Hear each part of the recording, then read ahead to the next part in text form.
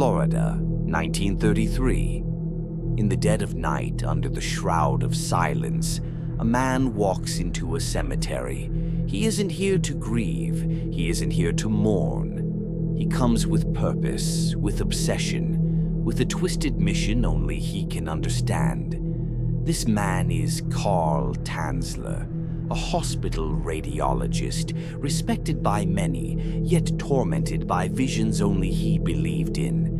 His obsession would lead him beyond the boundaries of morality, beyond the grip of death, and into one of the most disturbing love stories in American history. Tonight, we follow the haunting tale of Carl Tanzler and Maria Elena Hoyos. A story where devotion blurred into delusion, where romance decayed into obsession, and where even death itself could not put an end to his desire. This is Bush Forensic Files.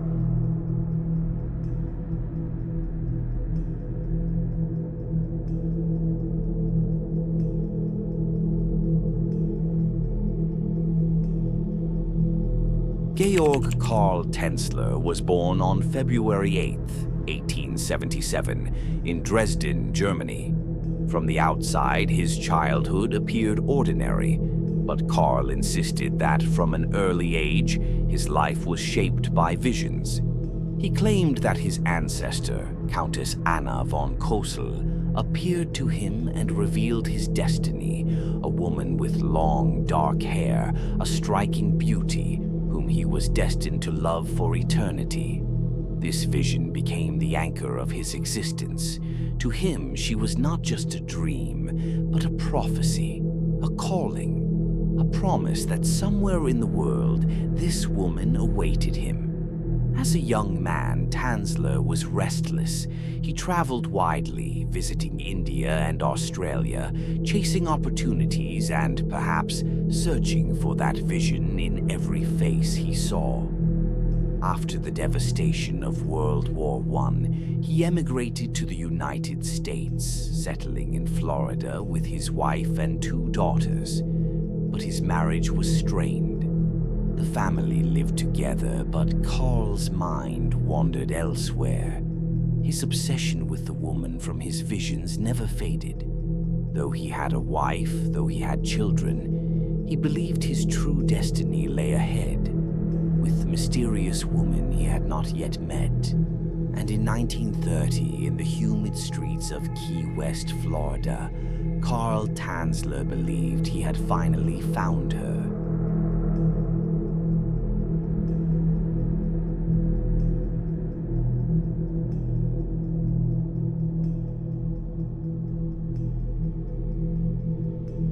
April 1930, Carl Tanzler worked as a radiology technician at the Marine Hospital in Key West.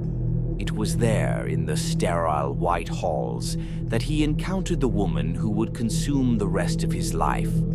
Her name was Maria Elena Milagro de Hoyos, a Cuban-American woman just 21 years old. Elena was breathtaking. She had long, dark hair, luminous eyes, and a presence that seemed to radiate youth and beauty. For Carl, the moment was almost supernatural. He froze in place. His breath caught in his chest. This was her, the woman he had seen in visions since childhood, the woman he had been promised. But Elena's life was far from a fairy tale. She was already married, though estranged from her husband. More tragically, she was gravely ill. Tuberculosis had ravaged her body, a disease that, in the 1930s, was a near-certain death sentence. Carl became fixated. To him, this was fate. The universe had finally delivered the woman of his visions, and he would do anything to keep her alive. But to Elena, he was just another doctor, eccentric, persistent, and increasingly overbearing. She never shared the feelings he projected onto her. She never asked for his devotion. But for Carl Tanzler, the line between love and obsession had already begun to blur.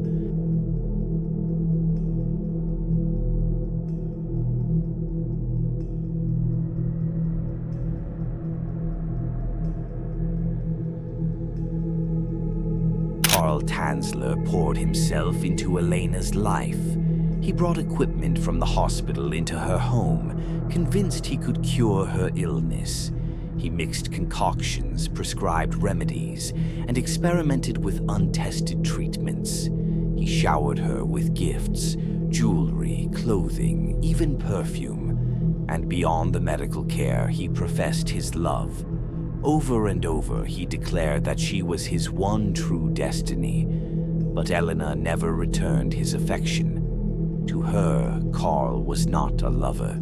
He was not even a friend. He was a doctor, persistent to the point of intrusion. And her illness was too consuming for her to entertain his affections.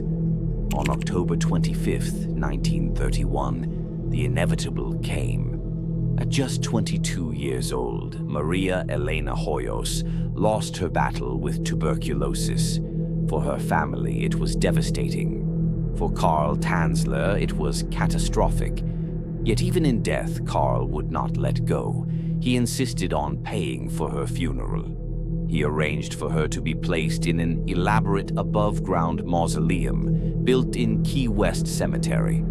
To Elena's grieving family, his generosity seemed unusual, but perhaps kind. What they did not know was that Carl had secured the only key to her tomb. Almost every night he visited her there. He sang songs outside her resting place.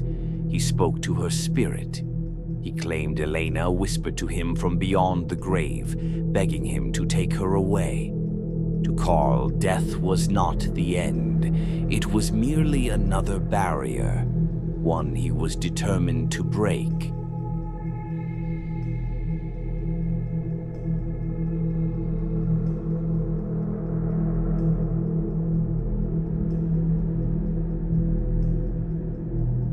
By 1933, 2 years had passed since Elena's death. Carl's nightly visits had turned into an obsession he could no longer contain. He convinced himself that Elena wanted to be with him, not in the grave, but in his arms. And so, one night, under the cover of darkness, he made his move. Armed with a lantern and a toy wagon, Carl broke into the Key West Cemetery. He pried open Elena's tomb and carefully carried her decayed body into the wagon. Slowly, silently, he wheeled her through the darkened streets of Key West, back to his home. There, behind closed doors, his obsession would reach its most disturbing chapter.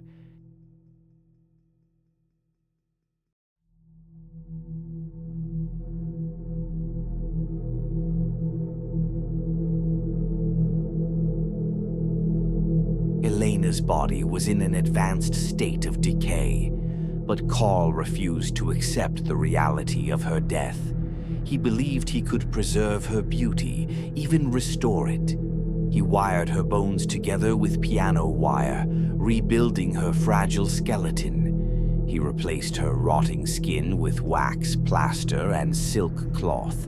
He stuffed her chest with rags to maintain her figure. As her hair fell out, he collected strands given by her mother and fashioned them into a wig. He set glass eyes into her face to make her gaze seem alive. Piece by piece, he reconstructed Elena, or at least the version of Elena he wanted to see. He dressed her in fine clothing, gloves, and jewelry. He laid her in his bed, where she remained for 7 years. Neighbors occasionally glimpsed strange sights through Carl's windows, the silhouette of a man dancing slowly with what they thought was a mannequin. But it wasn't a mannequin, it was Elena, her corpse, lovingly preserved, bound together by wire and wax, kept alive in the delusion of one man's obsession.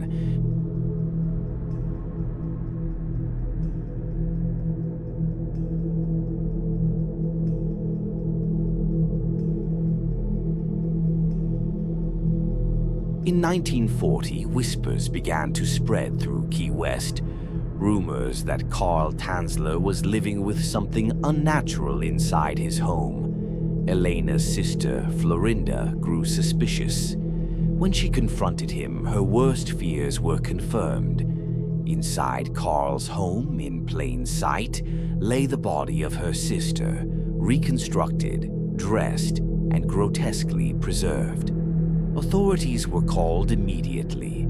Carl Tanzler was arrested and charged with maliciously destroying a grave and removing a body without authorization. But the reaction of the public was not what anyone expected. Newspapers sensationalized the case, painting Carl as a tragic romantic rather than a criminal. Thousands of curious onlookers lined up to view Elena's body, which was put on display at a local funeral home.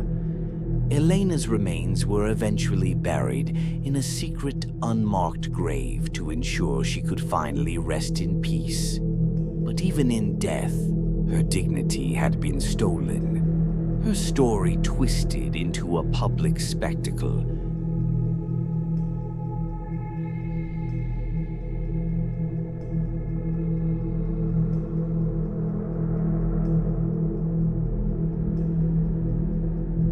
Carl Tanzler's trial collapsed.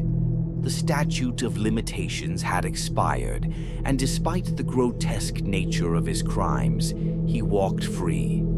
He lived the rest of his years in Florida, but never abandoned his obsession. Unable to be with Elena's actual body, he created a life-sized effigy of her, using a plaster death mask to preserve her likeness. He lived with this effigy until his own death in 1952. When his body was discovered, some claimed he died clutching the doll in his arms. Others whispered darker rumors that he had somehow retrieved Elena's real remains once more. The truth died with him, and the line between fact and rumor, between love and delusion, remains blurred to this day.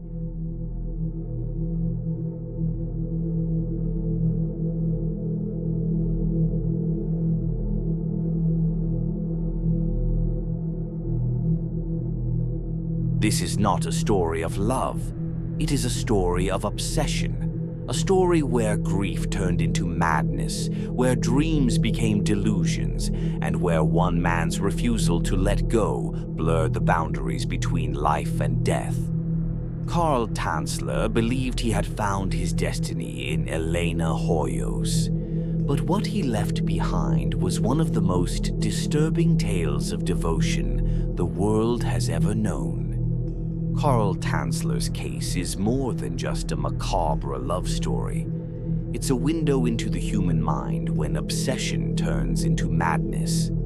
Psychologists often point to his behavior as a classic example of erotomania, a delusional belief that someone, usually of higher status or beauty, is destined to be with you.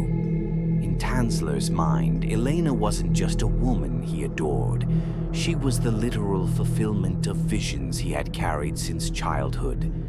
To him, her rejection, her illness, even her death were not barriers. They were challenges fate had set before him. But his actions also align with necrophilia, a rare and deeply disturbing condition where an individual finds connection or gratification with the dead. In Tanzler's case, this may not have been purely sexual. Some argue it was about control, the fantasy of finally keeping Elena forever, silent and unresisting. He could mold her into his vision of the perfect bride, something living Elena never agreed to become. Modern forensic psychologists also highlight the role of grief and delusion. Tanzler could not process Elena's death in a healthy way. Instead of acceptance, he rewrote reality, convincing himself she was calling to him, urging him to rescue her from the grave.